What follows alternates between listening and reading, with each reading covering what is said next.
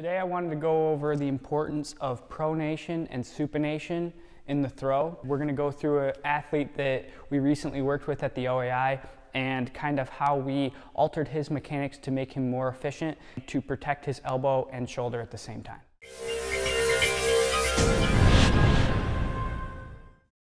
Max Wardell, overheadathletics.com, going through a little video here with an athlete we've recently worked with and kind of showing some things in terms of how he lifts the ball and how that can impact his shoulder and even potentially his elbow, but in his case, the front part of his shoulder farther into the throw. He's a very competitive baseball player on one of the more elite teams in the area, and he's very good. And he also pitches, but he's primarily been playing the field just because he's had a little shoulder discomfort, and we're glad he came to us with a little discomfort rather than waiting until it turned into a full-blown injury. But you can see when he lifts the ball, he immediately turns the ball into what we would call pronation. So he immediately turns it into maximal pronation. And whenever you're at the end of your range of motion in any direction, you have no choice but to go the other way. If you're all the way turned this way, I have no choice but to turn the ball this way because I can't continue to go that way. If I lift it too high, which is what you'll see him do in a second here, he has to go down because his elbow's all the way up and it has nowhere to go. When we watch him go through his throw, he's turned the ball the way this way, he lifts the ball very high, and that's what you would call your inverted W type position, which a lot of people have talked about in terms of injury. What's more important is what follows. When you watch this particular athlete go through, you can see that this position is a problem for him because he's all the way at the end of his range of motion into abduction, internal rotation, and pronation. So abduction this way, internal rotation this way, pronation. He's all the way at the end and he has to go the other way. His elbow drops down as he begins to go into ER, and then you'll see here that he goes from a maximally pronated position to an excessively supinated position, which can also lead to issues with the elbow. The most important thing for this athlete, after seeing that he does this, is seeing that he's going up the whole time. So if your elbow's down, it forces you to go against gravity, and it also leads to him rotating his chest towards the target too early, and you can see the ball and his arm are behind his body.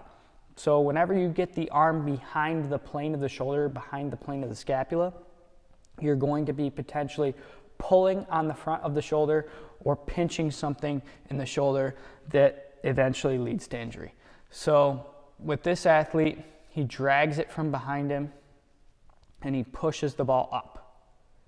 So there's no way he's maximizing how hard he could potentially throw here. And he's also placing too much tensile load on the front of his shoulder, which is why he came to see us. In this after video, and this was probably 20-30 minutes later, you can see that we've altered how he lifts the ball. And then we'll teach him how to do this through his full throw, which was something we've begun doing already. But when he lifts this ball here, you'll see that he doesn't turn it all the way that way as much.